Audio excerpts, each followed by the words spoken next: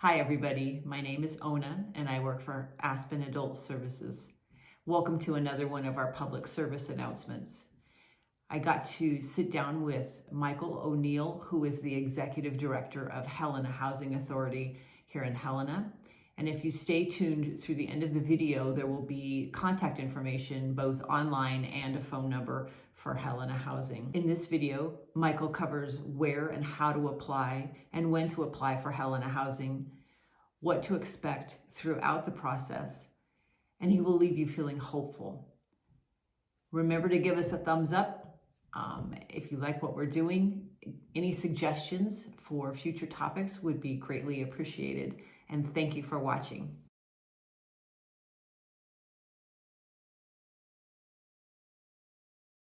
My name is Michael O'Neill. I'm the Executive Director of the Helena Housing Authority. The Helena Housing Authority is the public housing authority serving the Helena, Montana area. We've been serving the community since 1939, and we have a variety of rent assistance programs that benefit the Helena community. That includes low rent public housing, which includes 366 public housing residences throughout the city of Helena, as well as our local housing choice voucher program and our state local Tri-County Helena housing choice voucher program.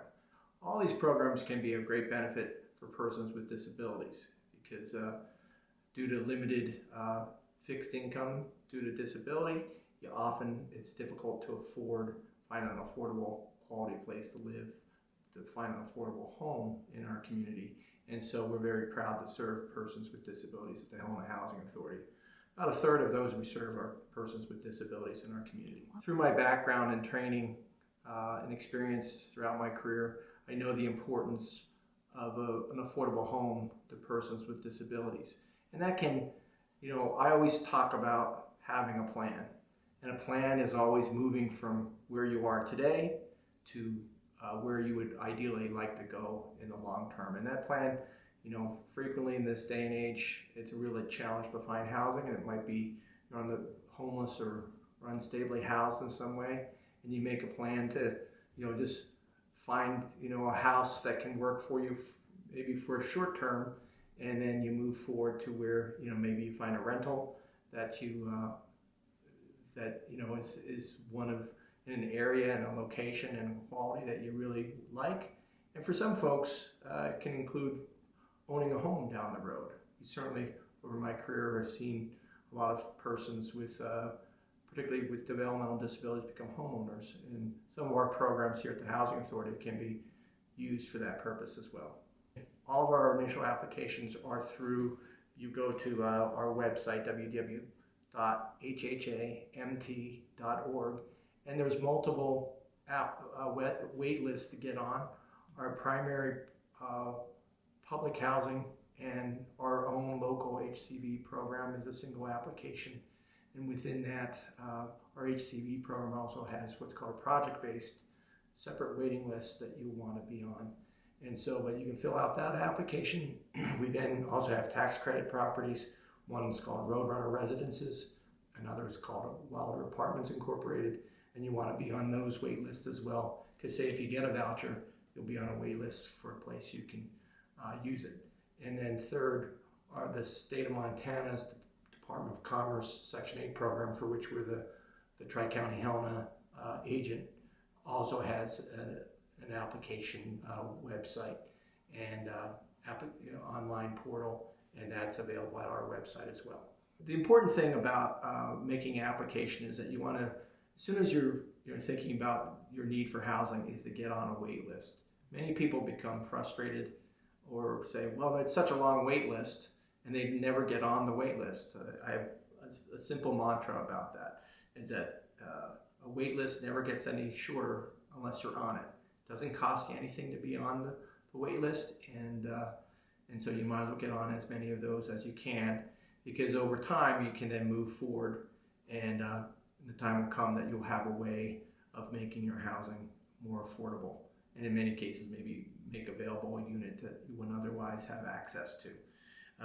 What's important to recognize is that it might take 18 months to 2 years to come through that process, and it's a requirement of the program that we periodically update the wait list, and what we do is send out both a mailing, a postcard or a letter, and also an email alerting you that you need to respond and let us know that you still want to be on the wait list. You have a certain amount of time to respond, usually 10 working days, and after that you can be removed from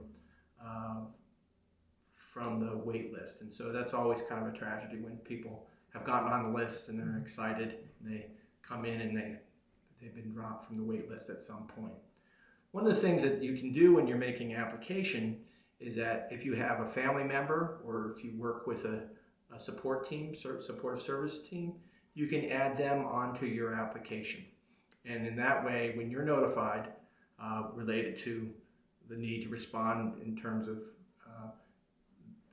the update to the wait list, or if you've come to the top of the wait list, that you're getting notification of that, and your support team or family member is also getting notified to that. And much in the same way that you have to respond in a timely fashion on an update, if you come to the top of the list, you'll want to get those,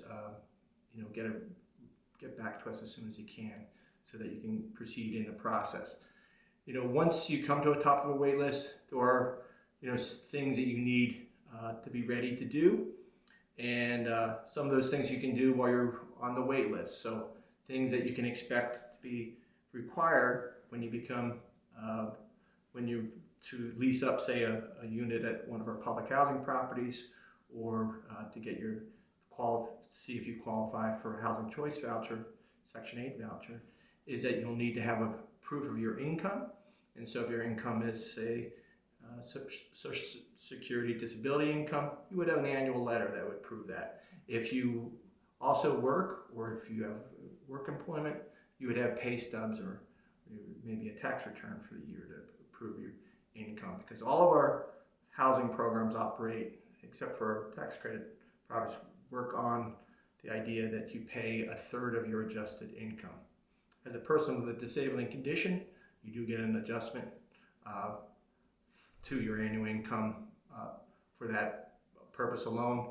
And then if you have expenses related to disability or health care, you can also deduct that as an adjustment to your income. And then your rent that you pay, the portion of the rent that you pay, is set based on that lower adjusted income. The thing that you want to be able to do is be responsive, and then when it's time to move into a new apartment, if you're finding an apartment through our public housing program, we'll have an actual apartment that you can lease up. If you get a voucher, you'll have to look into the community for working with a private landlord to find a rental apartment that will take the voucher. It's been a real challenge of late in the last couple of years that supply and rental housing has become a real challenge in our Helena area, but you can still find, it makes it that much more important to do a good search. One thing that generally is something that persons with disabling conditions have a provision in the Housing Choice Voucher Program. Generally, you're not allowed to rent from a family member. That's forbidden, except if you're a person with a permanent disabling condition. And so sometimes that can be part of a plan that a family with an adult child with a permanent disabling condition maybe has a property or wants to buy a property, and they can rent part of that out to their family member. And that's a unique opportunity only available to persons with a permanent disabling condition. You could get on wait lists around the community from some other housing providers, so that when you do get a voucher, you would have a place to rent when it comes up, because almost all affordable housing, tax credit properties and such that are available in the community, they all have wait lists. Other things you want to prepare for is make sure that you have things like your birth certificate and some form of ID, because that can sometimes delay persons from getting leased up. And it's a requirement that we have to document who you are. for eligibility purposes. But those are things you can do while you're waiting, and you can get help from your support team or from your family member to have a folder and put all your important housing papers together, and then you can proceed, and when your name comes up, you're ready to go. Things that you can expect, you'll want to come in and inspect the unit with our staff, and we'll take pictures, but we always encourage folks to take pictures so they can see what the so that you can document what the unit was like when you moved in. That's equally true with a private landlord. We're very proud at the Housing Authority that when we prepare our units in a way that we would be proud to live in those units, and I think most landlords are that way as well. But other things that are important that you'll learn about when you rent up an apartment is that you'll receive what's called a lease, and a lease is just a basic agreement, what you're agreeing to do as the renter of the property, and your landlord is agreeing to what they're going to do. And generally you're going to take care of the unit, and with some proper care. It means keep decent housekeeping, and you're not going to damage the property, and you're not going to use it except for your own residence. If you move additional people in, you'll need to let your landlord know. And if the landlord's the housing authority, it's particularly important because since your rent is set based on your income, we need to know who's living in the apartment with you, because their income also counts. They also have to be approved for residency like you were when you went through the process. And a failure to do that is one of those reasons here how you can lose your housing and have your lease terminated. And so you want to avoid that. So you might have a friend that you want to move in, or a partner. That's fine. It just, you need to go through the steps to get that person authorized to live with you. The idea of roommates is often a way that because sometimes people want to live on their own, but sometimes people want to live with a friend or share housing in some way. And so that's an option too. And usually it works that one person kind of comes to the top of the list, and they can always form a household with whoever it might be a family member, or it may be just some friend. And we've had some experience over the years with kind of service providers helping connect people together. And that may be a strategy during this time when housing is short, and it's like, well, you can't find one bedrooms are probably the tightest and then with the greatest demand. And so maybe a 2-bedroom would work well. And I would encourage, it's usually important that there's a connection, that people have a chance to know each other before they move in with one another. But it's kind of a creative solution sometimes to a housing challenge. And sometimes, particularly if people have high service needs, it's a way that you can combine service supports in a single location. One of the things I think is an important concept for persons with disabilities when they're looking for housing, or they're renting housing, or even buying housing, is that persons with disabilities have certain rights, equal opportunity rights when it comes to housing, and they fall under what's called reasonable accommodations, which are changes to the standard policies and procedures, for example, in say a housing program, due to related, and there's always a relationship between what you're requesting and your disabling condition. And if there's always a test, is it reasonable? But and so it's, an example of that would be like during the application process here at the Helena Housing Authority, we have a 24/7 online application process for a variety of waiting lists. Now, if you don't have access to a computer, or you don't have anyone to assist you with that, you can contact us at the Housing Authority, and we can help you and sit down with you to fill out that application online, or make a paper application and enter that later for you. That's an example of a reasonable accommodation. Generally, we're expecting people to fill out the online application, but we'll assist you. When it comes to housing, reasonable accommodations would be things along the lines that if you need a special parking spot, or you need a very common one is an emotional support animal or a service animal. That's a reasonable accommodation.